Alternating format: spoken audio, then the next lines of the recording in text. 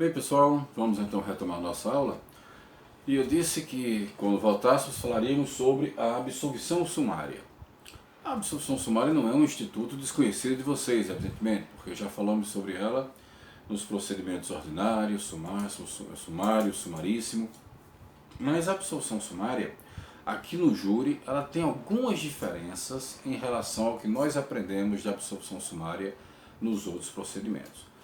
Curiosamente, a absolvição sumária é um instituto que já era tradição do nosso júri. Não havia nos outros procedimentos. Só era possível a absolvição sumária no procedimento do júri até 2008. De 2008 para cá é que o legislador, na mini-reforma que fez do Código de Processo Penal, incorporou esse instituto a outros procedimentos, colocando inclusive, como nós já vimos, que se aplica a qualquer procedimento de primeiro grau, mesmo que não regulado no Código de Processo Penal. Ok? Vamos dar uma lida aqui no 415, acredito eu que de cara você já vai perceber algumas diferenças para o que nós aprendemos. Vamos dar uma lida aqui nas hipóteses de cabimento da absolvição sumária no júri, no artigo 415 do Código de Processo Penal. Atenção aí para a leitura. Vejam, o juiz fundamentadamente absolverá desde logo o acusado quando 1. Provada a inexistência do fato, provado não ser ele autor ou partícipe do fato, o fato não constituir infração penal, demonstrada a causa de isenção de pena ou de exclusão do crime. Bom, essas são as hipóteses de absolvição sumária no tribunal do júri. Você já pode ver que elas são diferentes daquelas que nós vimos nos demais procedimentos de primeiro grau. Porque lá no 397, nós vamos daqui a pouco ver um quadro comparativo, nós temos excludente de licitude, excludente de culpabilidade, atipicidade e extinção da punibilidade. Não temos isso aqui. Certo? Então você vê que as hipóteses de cabimento da absolvição sumária, as possibilidades de absolvição sumária são distintas. Mas antes de nós vermos o comparativo do 397 com o 415, que é esse do júri, só uma pequena lembrança do que é a absolvição sumária. É uma decisão de mérito que antecipa a absolvição do réu. O juiz se convencendo de que o réu é inocente, dentro dessas hipóteses legais, o juiz pode absolver desde logo o réu. Agora, uma coisa importante é que a absolvição sumária nos outros procedimentos, ela é antes da audiência de instrução. No júri, depois da audiência de instrução, no momento em que o juiz vai proferir a decisão que encerra a primeira fase. Mas depois da audiência de instrução. Então, nos outros procedimentos, antes da instrução. No júri, depois da instrução. Okay? Ainda assim, a sumária, porque se o juiz não absolver aqui, o réu só poderá ser absolvido lá na sessão do júri, no final da segunda fase. Aí absolvido pelo júri. Ok? Então aqui o juiz se antecipa e em vez de ser o júri quem poderá absolver o réu ao final, o juiz já se antecipa e ainda na primeira fase absolve o acusado. Mas vamos fazer um comparativo do 397 com o 415, que nós temos coisas interessantes aqui para observar. Bom, primeira diferença que eu quero que vocês tenham em mente entre a absolvição sumária no júri e a absolvição sumária nos outros procedimentos é a que eu acabei de falar, o momento em que ela ocorre. A absolvição sumária no júri após a audiência de instrução, repito, para se ficar bem firme, a absolvição sumária do 397 antes da audiência de instrução. Ok? A outra diferença, vocês podem observar aqui, as hipóteses de cabimento, as possibilidades de absolvição sumária. No 397, para outros procedimentos, excludente de licitude, excludente de culpabilidade, atipicidade, o fato de não constituir crime, e extinção da punibilidade, que eu expliquei a vocês, nem causa de absolvição isso é. Quando dá extinta a punibilidade, o réu não é absolvido. Aqui foi um erro inexplicável do legislador. Não faz sentido extinção da punibilidade, que é matéria de ordem pública, pode se alegar a qualquer tempo, e a sentença não inocenta o réu. Não rejeita a pretensão punitiva. Diz que o Estado perdeu a pretensão punitiva, perdeu o direito de punir. Mas não que o juiz está rejeitando-a no mérito. Ok? Já as hipóteses de absolvição sumária no procedimento do júri são Provada a inexistência do fato, não tem essa possibilidade de absolvição nos outros procedimentos. Provado que o réu não é o autor, também não tem essa possibilidade nos outros procedimentos. E olha que interessante, não é? Veja, se você prova que o fato não existiu ou prova que o réu não é o autor, no júri você consegue absolvê-lo sumariamente. Nos outros procedimentos, não. Às vezes a pessoa tem já um álibi muito bem comprovado no começo do processo, que poderia levar à absolvição sumária se o legislador tivesse adotado hipóteses semelhantes. Mas além de fazer diferente, ainda cometeu esse erro crasso aqui da extinção da punibilidade.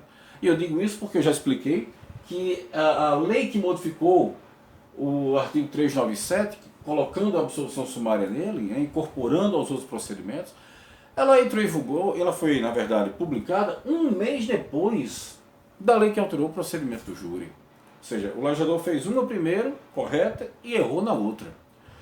Essas coisas que acontecem aqui no Brasil. Então, no júri, você pode já comprovar que o fato não existiu ou que o réu não é o seu autor e conseguir a absolvição sumária, o que não é possível nos outros procedimentos. Aí vem a tipicidade, e aí sim, causa de isenção de pena são excludentes de culpabilidade ou de exclusão do crime, são as excludentes de licitude. Não se esqueça disso. O legislador às vezes usa essa expressão. Causas de isenção de pena se refere às excludentes da culpabilidade. Exclusão do crime, excludente de ilicitude. Tá certo? Tanto é que o legislador começa o artigo 23, que trata do Código Penal, que trata das excludentes de licitude, dizendo: não há crime se o fato é praticado em estado de necessidade, legítima defesa, estrito cumprimento do dever legal ou exercício regular de um direito. Já nas excludentes de culpabilidade, por vezes o legislador diz: é isento de pena quem age dessa ou daquela outra forma. Então, por isso é que fala em causa de isenção de pena ou exclusão do crime. Ok? Agora, a diferença, veja só, até agora nós vimos o momento em que ocorre a absolvição sumária, aqui antes da audiência de instrução, no júri, depois da audiência de instrução. As hipóteses são diferentes, havendo duas que não estão presentes lá para os outros procedimentos. Duas no júri que não estão presentes nos outros procedimentos. Mas a diferença que eu quero que vocês mais prestem atenção, que eu deixei em negrito aqui, são as expressões que o legislador usa que nos darão a ideia do grau de certeza que o juiz precisa ter. Ou seja, do grau de confiabilidade das provas. E isso tem tudo a ver com o momento em que ocorre a absolvição sumária. Preste bem atenção que no 397, nos outros procedimentos que nós já vimos, o legislador usa expressões bem fortes. Olha como ele diz: existência manifesta de causa excludente da ilicitude. Mais uma vez aqui, existência manifesta de causa excludente da culpabilidade.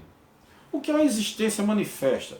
O que é algo manifesto? Aquilo que está revelado, que está às claras, que qualquer pessoa vê facilmente. Algo manifesto é isso. A mesma coisa para a tipicidade. O fato narrado evidentemente não constitui crime. Algo evidente, que é possível você perceber sem sombra de dúvida. Algo manifesto, algo evidente, aquilo que você não precisa de uma análise mais aprofundada, aquilo que salta aos olhos, aquilo que já é claro de perceber, aquilo sobre o qual não pairam dúvidas alguma, dúvida nenhuma, melhor dizendo, desculpem. Então, veja, as expressões que o legislador usa nos dão a clara convicção de que o juiz precisa, para ter absolvição sumária, estar muito seguro. As provas têm que ser muito, muito convincentes. Precisam ser manifestas as excludentes. Os motivos da absolvição sumária precisam estar claros, evidentes, manifestos. Não há margem para a menor dúvida na cabeça do juiz. E não só margem para dúvida. É preciso, como eu disse aqui, que esteja manifesto. Ou seja, não há necessidade do juiz se debruçar sobre essas provas, fazendo uma análise aprofundada delas, porque elas saltam aos olhos. São aquelas provas indubitáveis, aquelas provas muito claras no processo. Tá certo? Quando você vê, sim, agora por que isso? Porque se lembre que essa absolvição sumária nos outros procedimentos é anterior à instrução. Veja, o juiz estará absolvendo sumariamente nos demais procedimentos antes das partes produzirem suas provas na instrução. Então, os motivos de absolvição sumária são tão evidentes, são tão claros, são tão manifestos, que não há necessidade de uma audiência de instrução. Daí porque eu disse quando ensinei isso a vocês, que é raro uma absolvição sumária, não é legal que você faça uma defesa contestatória na resposta à acusação, esperando uma absolvição sumária, porque muito dificilmente, só com base no inquérito, ou em eventuais provas que você juntar com a defesa, o juiz estará tão seguro assim, a ponto de dispensar a audiência, a ponto de não querer ouvir testemunhas que ainda são a prova mais usual do processo penal. É muito raro uma absolvição sumária, porque exige, nos demais procedimentos, esse grau de convicção absoluta do juiz. Então o juiz precisa ter uma convicção plena, né, com base nas provas do processo que saltam aos olhos para o juiz absolver sumariamente, porque ele vai dispensar a audiência de instrução. Ele não realizará a audiência de instrução, vai julgar o mérito antes da audiência de instrução. Isso exige muita certeza, muita convicção. Isso exige que esses motivos estejam assim, manifestos, evidentes, como diz a lei. Ok? Agora, quando a gente traz para o júri, a absolvição sumária é depois da audiência de instrução. Então veja só o que diz a lei. Provada a inexistência do fato. Provado não ser ele o autor. Não constituiu o fato infração penal. Demonstrada a causa de isenção de pena ou exclusão do crime. Veja que o legislador, claro, não dá margem para maiores dúvidas também. Não é que o juiz vai absolver na dúvida, não está autorizada aqui a absolvição na dúvida, como é ao final do procedimento. Ao final do procedimento, vigora o indúbio pro réu, o juiz pode absolver na dúvida. Aqui não. Mas as provas não precisam aqui ser tão evidentes ou manifestas como nos outros procedimentos. Por quê? Porque as partes já produziram prova na audiência de instrução. Então essas provas já são suficientes. São provas que já foram discutidas em audiência, mesmo que não sejam coisas manifestas, mas basta que o juiz se convença. Olha só, provada a inexistência do fato, provado ser ele o autor. Aqui não diz que seja manifesto que ele não é o autor, ou que seja evidente que o fato não existiu, basta que está provado, ou seja, o juiz tendo provas de que o fato não existiu, tendo provas de que o réu não é o autor, ainda que não seja algo manifesto, que ele tem que se debruçar um pouco mais sobre essas provas, que ele tem que fazer maiores considerações sobre essas provas, mas é possível. Não precisa ser algo manifesto, algo evidente. Veja em relação à tipicidade, o fato não constitui infração penal. Não precisa ser algo que seja evidente, como é o caso dos outros procedimentos. E por fim, basta que você demonstre a excludente de ilicitude ou de culpabilidade. Elas não precisam estar manifestas, não precisa ser algo tão evidente. Basta que você demonstre a excludente de ilicitude ou a excludente de culpabilidade. Ok? Então por isso que eu deixei em negrito, porque essa diferença é crucial. Como no júri já houve audiência de instrução, as provas que ali foram produzidas podem já ser suficientes para o juiz. Se ele não tiver dúvida, ele pode fundamentar-se nas provas. Agora, nos outros procedimentos, é preciso que sejam coisas evidentes, coisas manifestas. E aí, nesse caso, havendo, portanto, essa prova tão evidente assim, o juiz pode absolver sumariamente. Isso faz uma diferença muito grande no processo. Eu lembro, não sei se já contei isso a vocês, não sei se já contei nessa turma, antes dessa reforma, que trouxe a absolvição sumária para os outros procedimentos, quando não havia absolvição sumária nos outros procedimentos, eu lembro que certa vez eu fiz uma defesa do motorista de ônibus, coitado, não teve culpa alguma, ele fazendo uma curva ali em Bahia, ele fazendo uma curva, aquelas curvas cegas que você não vê o outro lado, ele fazendo dentro da velocidade, dirigindo um coletivo, cheio de passageiros. Um sujeito, infelizmente, com problemas mentais, estava parado na curva, no outro lado da curva, tentando, por certo, coitado, né, imaginando qualquer coisa que não fosse algo de uma pessoa sã. Provavelmente imaginando ser o Superman, alguma coisa assim, para ele com a mão tentando parar os carros. Os carros pequenos conseguiram desviar, o coitado do motorista não conseguiu e acertou o coitado do rapaz. Então foi processado por homicídio culposo. Mas vejam, durante o próprio inquérito, todas as testemunhas, gente que estava fora do ônibus, gente dentro do ônibus, foi unânime em dizer: o motorista não teve culpa. a curva, quando você fez a curva, já deu de cara com o rapaz, e ele estava se jogando na frente dos carros, tentando parar os carros com a mão, e quando ele se jogou na frente do ônibus, não teve o que fazer. Você não para um coletivo em espaço-tempo tão curto quanto um carro, nem desvia tão facilmente de um objeto como você faz em um carro pequeno, você não faz isso no ônibus. Então o motorista não teve culpa. Como não tinha absolvição sumária, teve que ir até o fim do procedimento. O réu teve que passar por todo o desgaste ali de uma audiência, de testemunhos e tudo mais, toda a pressão psicológica de um processo, ele teve que aguentar até o fim. Felizmente, no final, o promotor era muito consciente e na hora das alegações finais, o promotor pediu a absolvição e disse mais: doutor, eu sou substituto aqui. A titular era uma sexta-feira, ele disse: a titular assume segunda-feira. Vamos fazer assim? Eu peço a absolvição, o senhor, claro, pede a absolvição. Se o juiz concordar e absolver, a gente renuncia ao direito de recurso, porque eu estou vendo que seu cliente é absolutamente inocente. E se a gente não fizer isso, segunda-feira a promotora titular vai recorrer, porque ela recorre sempre, de toda e qualquer absolvição, não quer nem saber. E eu não concordo com isso, então eu vou pedir a absolvição, o senhor também. Se o juiz absolver, a gente renuncia ao direito de recorrer, que transita em julgado, e quando ela chegar aqui já vai ter transitado em julgado. A gente fez assim, o juiz concordou na hora também, disse: claro, estou vendo aqui que ele é inocente, deu a sentença oral, absolveu na hora, a gente renunciou ao direito de recorrer, o rapaz estava absolvido de forma definitiva. Agora veja, se tivesse absolvição sumária, isso podia até ser evitado, ele podia ter sido absolvido antecipadamente, porque eram provas muito claras, muito evidentes, né? Tanto perícia isentou o motorista de responsabilidade, as testemunhas foram muito claras.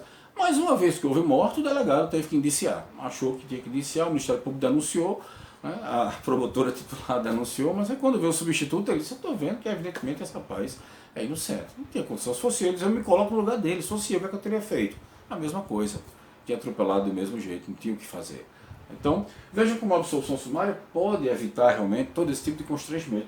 No júri, ela é particularmente importante, porque o júri, não esqueçamos, o júri é composto por leigos, pessoas que muitas vezes não julgam tecnicamente, mas sim por ficarem impressionadas com a oratória da acusação ou da defesa, por uma brincadeira que você fez que ele riu, achou legal, o seu jeito de falar, o outro estava nervoso, tudo isso influencia no julgamento do júri, e não necessariamente o direito em si tecnicamente observado. Aí você submete às vezes uma pessoa inocente ao júri e ele termina sendo condenado inocentemente. É um risco. Então a absolvição sumária no júri sempre foi tradição, e ela é muito importante porque evita de você submeter às vezes um inocente ao julgamento por leigos, o que pode terminar resultando numa condenação injusta. Claro que com juízes também há condenações injustas, mas o risco no júri é muito grande, porque quando você vai na técnica do direito com o juiz que fundamenta a decisão, é mais fácil você rebater. Então no júri, claro, há muita absolvição no júri também, mas o legislador criou uma forma de evitar uma possível injustiça, né, que é a absolvição sumária. Bom, vamos adiante. Vocês lembram que eu falei sobre isso aqui? Lá no 297, perdoe, no 397, você vai ter uma referência lá que diz isso aqui, olha. A existência manifesta de causa excludente da culpabilidade do agente, salvo a inimputabilidade. Lembra que eu falei disso? Não fazia sentido. Não faz sentido essa exceção que o legislador colocou aqui, até porque a inimputabilidade por doença mental, que você pode provar antecipadamente por laudos médicos, por perícia médica, é exatamente uma causa de excludente de culpabilidade que você tem como provar antecipadamente na resposta à acusação, por prova documental. Já as outras excludentes geralmente precisam de audiência. Por isso que eu digo, é muito raro a absolvição sumária, né? Com base excludente de culpabilidade, pior ainda. Mas no júri, essa exceção faz todo sentido. E veja que aqui o legislador falou inimputabilidade, deixou em aberto, né? Não falou que é da doença mental. Entende a doutrina que é ela. Mas inimputabilidade tem a menor idade, tem embriaguez completa por caso fortuito e força maior. Existem outras formas, são 3 formas de inimputabilidade e não apenas a da doença mental. Mas no júri, olha o que diz o parágrafo único do 415. Não se aplica o disposto do inciso 4 do caput desse artigo ao caso de inimputabilidade prevista no caput do artigo 26 do Código Penal, salvo quando esta for a única tese defensiva. Vocês entenderam? Provavelmente não. Por quê? Porque o legislador, às vezes a gente critica, né, às vezes brincando até, mas tem coisa que tem que ser criticada mesmo.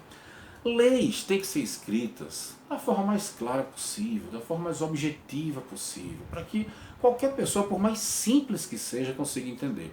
Mas o legislador brasileiro tem o dom de complicar. Aqui ele colocou uma exceção dentro de outra, é muita maldade, não se faz uma coisa dessa. Então, uma exceção dentro de outra. Então, não se aplica ao disposto do inciso 4 deste artigo, ao caso do 26 do Código Penal, salvo quando esta for a única tese defensiva. Para quem está começando a se familiarizar com leitura de lei, com processo penal, é um pouco complicado. Mas olha só, não é difícil de entender. Ele está dizendo aqui o seguinte: não se aplica o disposto do inciso 4. O que é o inciso 4? Absolvição sumária por excludente de ilicitude ou de culpabilidade. Então não se aplica a absolvição sumária, prevista aí no inciso 4, no caso exclusão da culpabilidade, excludente de culpabilidade, ou seja, não se absolve por esse motivo, no caso de inimputabilidade por doença mental, a não ser que ela seja a única tese defensiva. Agora a situação muda de figura, o cenário muda. Por que muda? Vejam só, no júri, como eu disse, você tem o juiz, titular do júri, que é quem pode absolver sumariamente, e os jurados ao final. Esse sim, o órgão com competência constitucional para julgar. Excepcionalmente, a lei está permitindo uma antecipação desse julgamento para absolver, em prol do réu, tá certo? Pelo juiz. Mas a lei exige do juiz certeza, já vimos aqui, as expressões que o legislador usa não afastam a certeza: provada a inexistência, provado não ser ele o autor, demonstrada a causa de isenção de pena. Então, ainda que não exija aquela convicção do 397, mas exige certeza. Sumariamente, o juiz nunca pode absolver na dúvida, ok? Aí ele está dizendo o seguinte: só pode quando for a única tese defensiva. Por quê? Porque a inimputabilidade por doença mental, ela traz uma consequência, que é a medida de segurança.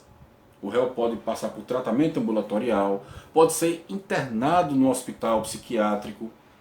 Então há uma consequência, apesar de ser absolvição, mas é uma absolvição imprópria, que traz uma consequência, uma sanção penal. Não é punitiva como a pena, mas é uma sanção penal. Então ele está dizendo aqui o seguinte: se a inimputabilidade for a única tese defensiva, pode absolver sumariamente. Se não for, não pode absolver sumariamente. Vamos imaginar que a defesa alegou, nas suas alegações finais, que o réu agiu em legítima defesa, por instinto de sobrevivência, mas que ele tinha problemas mentais. Então a defesa alega que ele tem problemas mentais, isso passou na instrução, ela comprovou isso na instrução, chegou nas alegações finais, ela disse que ele tem problemas mentais, mas que por instinto de sobrevivência agiu em legítima defesa. Então ela lança duas teses: inimputabilidade e legítima defesa. O juiz não pode absolver sumariamente nesse caso. Não pode absolver sumariamente. Por quê? O juiz não pode absolver sumariamente porque, se ele entender pela tese da legítima defesa, ele vai estar beneficiando o réu, porque ele não vai sofrer a sanção penal da medida de segurança, já que a legítima defesa não autoriza a aplicação da medida de segurança. E se ele pender para a tese, e outra coisa, ele beneficia o réu, mas é ruim para a sociedade. O réu se livra da medida de segurança, mas a sociedade vai ter uma pessoa que não tem controle, né? Não está nas suas faculdades mentais perfeitas, não tem controle de si e vai estar solta. Então o juiz beneficia o réu e prejudica a sociedade. Se o juiz absolver, mas pela inimputabilidade, não pela legítima defesa, o juiz beneficia a sociedade, porque aquela pessoa vai estar finalmente internada, provavelmente internada no hospital psiquiátrico, mas prejudica o réu, porque vai estar lhe aplicando uma medida de segurança.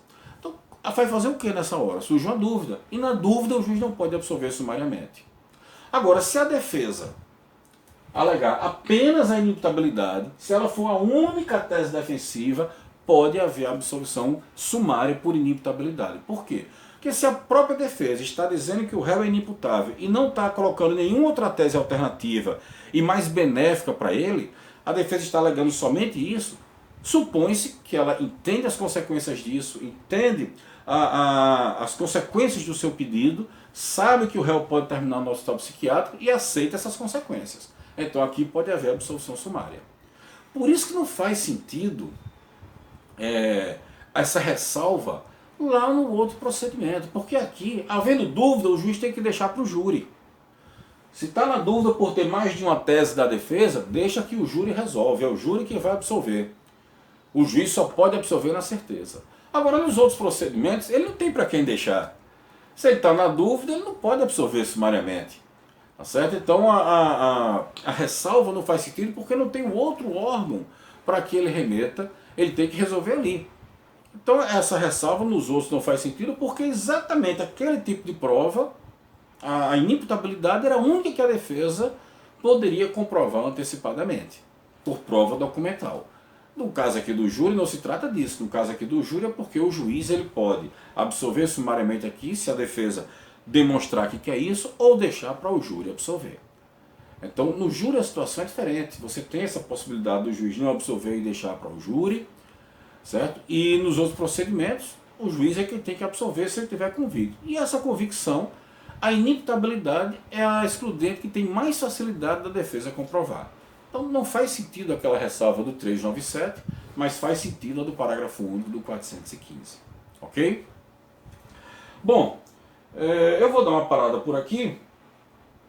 Nós vamos dar uma parada por aqui. Quando nós voltarmos, e aí nós vamos falar só mais um pouco o final da absolvição sumária e depois vamos entrar numa questão interessante que é para onde vai o crime conexo ao final da primeira fase. Mas eu vou dar um breve intervalo aqui e a gente volta daqui a pouco para falar sobre isso.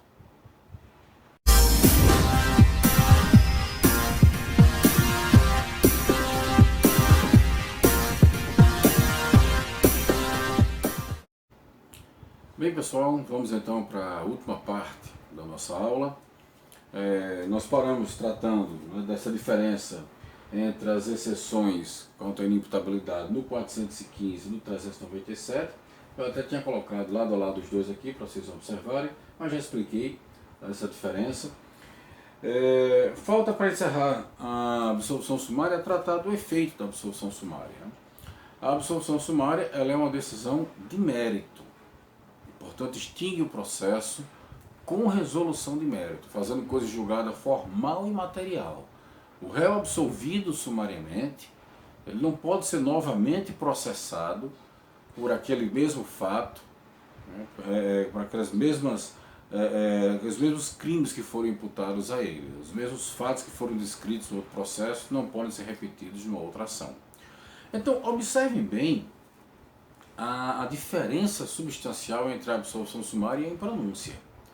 A impronúncia diz respeito a requisitos de admissibilidade, prova da materialidade e indícios suficientes de autoria, de admissibilidade para a segunda fase. A absolvição sumária é a antecipação do mérito mesmo, aquilo que seria julgado pelo júri, o juiz se antecipa e absolve. Então é uma decisão de mérito. E a impronúncia não faz coisa julgada material, só faz coisa julgada formal, ela só impede a continuidade daquele processo, mas não impede que se entre com uma nova ação, desde que baseada em provas novas. A absolvição sumária não só põe fim àquele processo, como impede um outro pelos mesmos fatos contra o mesmo réu, ou os mesmos réus, se for o caso. Então a absolvição sumária é a antecipação de mérito, uma sentença com resolução de mérito, que faz coisa julgada formal e material e, portanto, põe fim definitivo àquela discussão. É bom sempre lembrar que no nosso direito processual cabe revisão criminal, uma ação própria que nós vamos aprender ainda nesse semestre, para desconstituir a coisa julgada só quando o réu é condenado. Não cabe revisão criminal no nosso direito contra decisões de absolvição, mesmo que tenha sido uma absolvição sumária, que a única distinção para uma outra, para a absolvição ao final, é o momento antecipado, que leva, claro, à diminuição das hipóteses de possibilidade ali da absolvição sumária, mas em sua natureza é a mesma decisão, ok? Agora, pessoal, vamos partir para o nosso último assunto, dentro da primeira fase ainda do procedimento do júri, que é saber o seguinte: ao final da primeira fase, depois que o juiz então decide o processo da competência do júri, para onde vai o conexo? Para onde vai o processo pelo crime conexo, quando for caso de conexão ou continência? Para onde vai esse outro processo? Preste bem atenção. A conexão e a continência são causas de prorrogação da competência. A conexão e a continência fazem com que um juízo originalmente incompetente para um determinado crime, pelas relações de conexão e continência, se torne competente para julgar aquele outro crime. Ele tem o crime da sua competência e pela ligação que há entre esse crime e o outro, ele se torna competente para julgar aquele outro crime. E nós já vimos que quando há conexão ou continência envolvendo crimes da justiça comum, o júri prevalece sobre outro juízo, atraindo para si o julgamento daquele processo que originalmente não era de sua competência. Então você vai ter um crime doloso contra a vida, sendo apreciado pelo júri, sendo da competência do júri, e você terá, atraído por esse processo, você terá agora um processo vindo de outro juízo que tem alguma relação de conexão ou continência com aquele crime doloso contra a vida. Então isso faz com que você tenha no procedimento do júri um crime da competência do júri e outro crime ou outros crimes que não são originariamente da competência do júri. Ok? Eles vão tramitar em apenso, juntos ali, caminhando para serem julgados ao final da primeira fase, serem analisados ali pelo juiz. Segunda fase a gente vai tratar depois. Mas agora, ao final da primeira fase, o juiz termina a instrução, as partes fazem suas alegações finais e o juiz tem que proferir uma decisão. Ou pronúncia, ou impronúncia, ou desclassificação, ou absolução sumária, sobre as quais nós aprendemos agora. Mas ele tem em mãos, vamos colocar uma situação hipotética aqui, um processo da competência do júri e um processo que veio ao procedimento do júri por conexão ou continência. Vamos exemplificar um homicídio e uma lesão corporal grave, praticada contra uma testemunha do homicídio, para que ela não testemunhasse. Então, como forma de intimidar, supostamente o réu matou a vítima e, como forma de intimidação, causou-lhe uma lesão corporal de natureza grave, ou qualquer outra, pode ser até uma lesão leve vinda do juizado também, não teria problema nenhum. Vamos dar um exemplo, não é aliás, desculpe, vamos manter essa lesão leve? Vamos colocar então a lesão leve, lá do juizado, que o júri prevalece também. Então, você teve aí um homicídio e uma lesão leve, que de acordo com a denúncia, foi praticada como forma de intimidação da testemunha daquele homicídio, para que ela não viesse a testemunhar. Então, há uma relação entre esses crimes, um foi praticado com a finalidade de ocultar o outro, de assegurar a impunidade do outro, a lesão corporal foi praticada com a finalidade de assegurar a impunidade do homicídio, o que leva a uma conexão teleológica, nós já vimos isso aí no artigo 76, inciso 2, e portanto esses crimes vão ser reunidos lá no procedimento do júri, tá certo? Então veja bem, como é que o juiz deve proceder nessa situação? Primeiro, o juiz vai analisar o crime doloso contra a vida, porque é ele quem atrai o outro. Então o juiz vai analisar o crime da sua competência originária, da competência originária do júri, melhor dizendo, né? Vai começar analisando por ele. Se o juiz pronunciar o réu pelo crime doloso contra a vida, na pronúncia ele também tem que mencionar o crime conexo. Agora, detalhe importantíssimo para o que eu vou dizer. O juiz não precisa analisar a materialidade e os indícios de autoria do conexo. O juiz vai analisar a prova da materialidade e os indícios suficientes de autoria do crime doloso contra a vida. E se houver, o juiz vai pronunciar por esse crime. E é isso que vai atrair o julgamento do conexo para o júri. Ou seja, se o juiz pronunciar o réu pelo crime doloso contra a vida, ele menciona também na decisão de pronúncia o crime conexo, mas não precisa fazer aquela análise dos requisitos, porque independentemente de haver ou não os requisitos da pronúncia em relação ao conexo, ele seguirá junto com o doloso contra a vida, porque é atraído por ele por força da prorrogação da competência do júri para julgar aquele crime. O júri tem a competência para julgar o doloso contra a vida. E se vai julgar o doloso contra a vida, prorroga-se a competência do júri para julgar o conexo, independentemente de qualquer juízo sobre materialidade e indícios de autoria. Isso precisa, volto a dizer, ser analisado em relação ao crime da competência originária do júri. Se o júri for competente para julgar o doloso contra a vida, se houver prova da materialidade, indícios de autoria, ou seja, quando eu digo o júri for competente para julgar o doloso, claro que ele é competente para julgar crimes dolosos contra a vida. Mas se não for o caso de desclassificação, se for confirmado que é um crime doloso contra a vida, houver prova da materialidade, indícios de autoria, esse crime doloso contra a vida vai a júri. E se vai para a segunda fase, ele vai atrair o conexo, por força das regras de conexão e continência, tá certo? Que determinam a junção dos processos, a atração do júri, a prevalência do júri sobre esse outro e a junção dos processos. Então ele vai para a segunda fase também. O juiz não precisa, volto a dizer, analisar os requisitos em relação ao conexo, mas ele menciona os dois na pronúncia, porque a pronúncia delimita o que o júri vai julgar. Então o juiz pronuncia pelo crime doloso contra a vida, menciona que por conexão ou continência o júri vai julgar também o outro crime que não é doloso contra a vida, mas que foi atraído para o júri por força da prevalência do júri sobre outro juízo em caso de conexão ou continência. Então, havendo pronúncia, o conexo vai a júri também, junto com o doloso contra a vida. Mas e nos outros casos, em pronúncia, desclassificação ou absolvição sumária? Aí nós temos que vir para a lei. Veja o que diz o artigo 81. Cuidado com esse artigo 81, porque o caput não tem nada a ver com o júri. O júri está no parágrafo único, tá certo? Eu vou ler o caput, mas o que nos interessa é o parágrafo único. Olha o que diz o caput. Verificada a reunião dos processos por conexão ou continência, volto a dizer, isso não é no júri o caput. Ainda que no processo de sua competência originária venha o juiz ou o tribunal, aí está falando de juiz ou tribunal de segundo grau ou tribunal superior, a proferir sentença absolutória ou que desclassifique a infração para outra que não se inclua em sua competência, continuará competente em relação aos demais processos. Então veja, fora do júri, em outros procedimentos, se o juiz ou o tribunal está diante de um crime da sua competência originária e ele absolve ou desclassifica esse crime para outro, de outra vara, o conexo que estava atrelado a ele continua com aquele juízo. Se ele absolver o réu pelo crime da sua competência originária, ele vai julgar o conexo. Se ele desclassificar, mandando aquele crime da sua competência originária para outro juízo, o conexo não vai junto. O conexo fica lá, porque já se prorrogou a sua competência, então ele vai julgar o conexo. Mesmo que ele absolva ou até mesmo desclassifique, mandando da sua competência originária para ser redistribuído para outro juízo, porque não é realmente da sua competência, o conexo, por já ter sido prorrogada a competência daquele juiz ou tribunal, o conexo ficará com ele. Ele vai julgar o conexo também. Ok?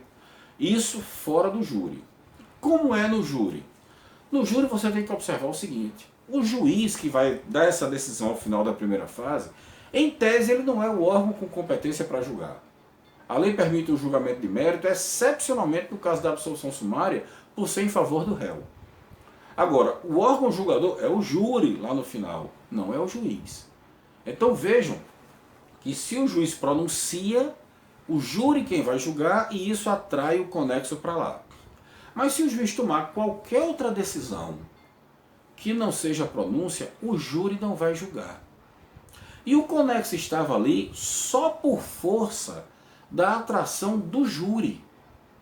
Não é o juiz singular quem tem competência para julgar e que, portanto, a sua competência estaria prorrogada para julgar o conexo. Não. A competência que se prorroga é a do júri. Por isso que se o juiz pronuncia para o júri julgar o réu pelo crime da sua competência, prorroga-se a competência do júri, estende-se a competência do júri para ele julgar o conexo.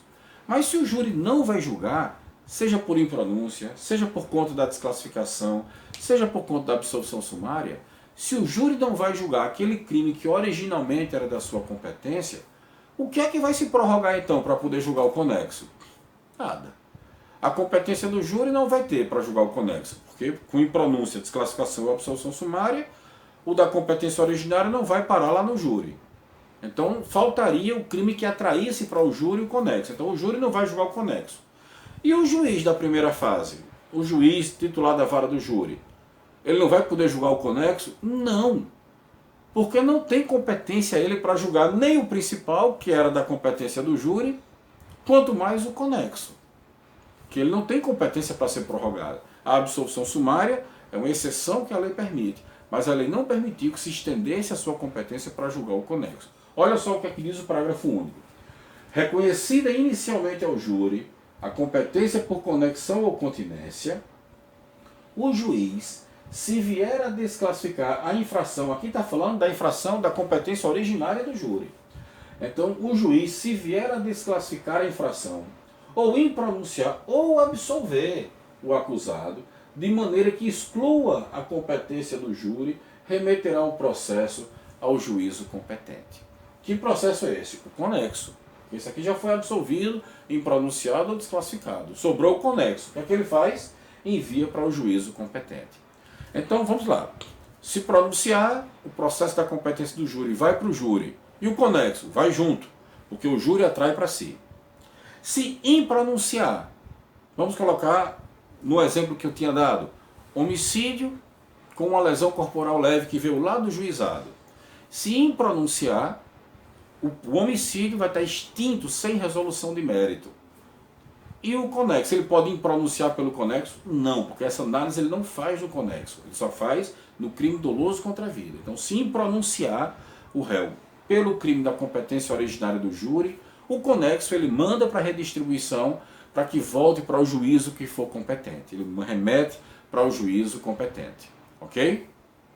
Se absolver sumariamente, se o juiz entender que o réu é inocente no crime da competência do júri, esse vai estar extinto com resolução de mérito. E o conexo? Presta bem atenção, que eu já vi autores dizendo o contrário, um ou outro autor, mas está errada essa posição.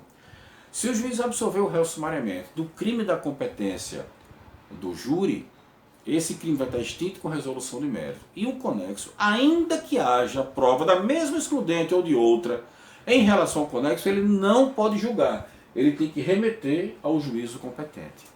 Porque ele não tem competência para julgar o conexo. A lei não permitiu a prorrogação da competência que ele teve ali excepcionalmente para julgar absolvendo o réu. A lei não permitiu que isso alcançasse o processo conexo. Somente se houver pronúncia que passa lá para o júri. Se não houver, o juiz tem que devolver ao juiz competente, mesmo em caso de absolvição sumária. Então, se ficar provado, nesse exemplo que eu dei, que tanto o homicídio quanto a lesão corporal foram em legítima defesa, o juiz absolve pelo homicídio, mas não pode absolver pela lesão corporal. Tem que devolver lá para o juizado, que é o juízo competente. Então, o juiz remete lá para o juizado, que era o juízo competente originariamente para aquela lesão corporal. Aí deixa que o juízo lá do juizado decida, né, o juiz do juizado vai decidir se houve ou não a absolvição, a razão para a absolvição, se houve a legítima defesa ou não. Quem vai decidir se é o juízo competente para isso, o juiz natural para o crime, que é o juizado especial. Ok? Cuidado com a desclassificação. A solução é a mesma, mas você tem que ter cuidado pelo seguinte. Vamos então pegar esse mesmo exemplo. Imagine que o juiz considerou que o homicídio não foi doloso, foi culposo. Então, sendo um homicídio culposo, não é da competência do júri, o juiz desclassifica, manda para redistribuição, para ser redistribuído para uma vara comum. Porque não é homicídio doloso, não pode ficar no júri. Mas tinha uma lesão corporal conexa. Qual é a solução? Não tem dificuldade. Manda para o juízo competente. Manda ela lá para o juizado de onde ela veio. Não tem problema nenhum. Manda para o juizado. Até aí não tem problema. A questão é, se permanecer, aliás, os crimes continuarão, porque aí não houve extinção, tá certo? Não houve extinção. O juiz desclassificou o crime da competência do júri e mandou ele para uma vara comum. Porque no caso da impronúncia e da absolvição sumária, esses crimes foram extintos, esse processo foi extinto, sobrou só o conexo. No caso da desclassificação, permanece aquele crime que se imaginava doloso contra a vida, se viu que não é. O crime é culposo, manda para uma vara criminal comum. Então o processo continua existindo. E o conexo também. O conexo mandou para o juizado.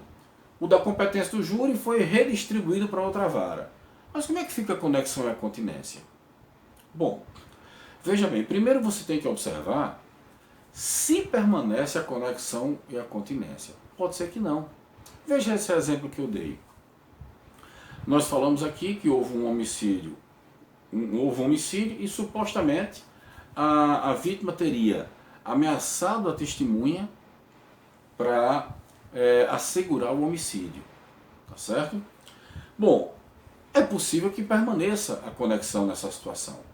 É possível que mesmo ele praticando um homicídio culposo, a lesão corporal ele tenha praticado de forma dolosa e tenha realmente praticado aquela lesão corporal para assegurar a vantagem em cima do homicídio culposo. Então, nesse caso, caberá ao juiz, aos juízes desses dois juízos, a vara para onde chegar o homicídio culposo, né, o processo redistribuído lá do júri, e o conexo que foi devolvido para o juizado, caberá aos dois juízes ver quem prevalece sobre quem, de acordo com as normas lá do 78, e avocar o processo, chamar o processo para si. Porque permanece a conexão e a continência entre eles, e portanto, né, se permanece essa conexão e a continência, o juiz que for prevalente deve chamar o outro para si. Agora imagine se a situação fosse o contrário. Imagine que o réu praticou uma lesão corporal e para poder ocultar essa lesão corporal, já que ele praticou essa lesão, nós não vamos colocar uma lesão leve, vamos ter uma lesão mais grave, uma lesão grave ou gravíssima, para poder ocultar esse crime ele terminou matando a testemunha. E aí imagine-se que prova, que ao longo da instrução se prova que a situação não foi bem essa. Ele praticou a lesão corporal e na fuga do crime terminou atropelando a testemunha e matando ela. Então não foi de propósito para ocultar a lesão corporal. Vamos imaginar que o homicídio tenha sido culposo na direção do veículo e terminou matando culposamente. Então não existia aquela conexão teleológica de um crime para ocultar o outro. Ele estava fugindo e na fuga perdeu o controle do carro e matou a vítima. Não foi de propósito como se imaginava. Então o homicídio foi culposo, não foi doloso. Com isso você quebra aquela relação de finalística, né? Aquela conexão teleológica que se imaginava existir. Então se quebrou nesse caso quando o homicídio, que agora viu-se que é culposo, for redistribuído, vai para a vara que for competente, o crime conexo, a lesão corporal, vai voltar para o juízo de origem e esses processos não vão ser reunidos mais, porque não há conexão ou continência entre eles. A conexão que se imaginava existir, a teleológica, agora quebrou-se e não existe mais essa conexão. Tá certo? Então cada processo vai ficar no seu juízo. Então tenha cuidado, porque o fato de desclassificar da competência do júri não quer dizer que o conexo vai seguir para onde ele for pela relação de conexão e incontinência. Não. Manda cada um para o seu lugar. Desclassificou o crime do júri, redistribui para o juízo que for competente. E o conexo manda para o juízo de origem, manda para o juízo de onde veio. Se permanecer a conexão e a continência, esses dois juízos é quem vão verificar se permanece e quem é o prevalente. Não é o juiz do júri que tem que se preocupar com isso e mandar os dois juntos. Ele não vai fazer. O juiz do júri, desclassificando o do júri, manda para redistribuição. E o conexo manda para o juízo de origem. Deixa que eles se resolvam sobre a permanência da conexão ou da continência, quem é o prevalente, quem vai chamar o outro, para quem vai avocar o outro processo, se permanecer a conexão e a continência. Ok, pessoal? Então nós vamos parar por aqui e na próxima aula nós vamos começar o estudo da segunda fase do procedimento do júri, com toda a preparação para o julgamento, para aquela sessão plenária do júri. Ok? Então nos vemos na próxima aula.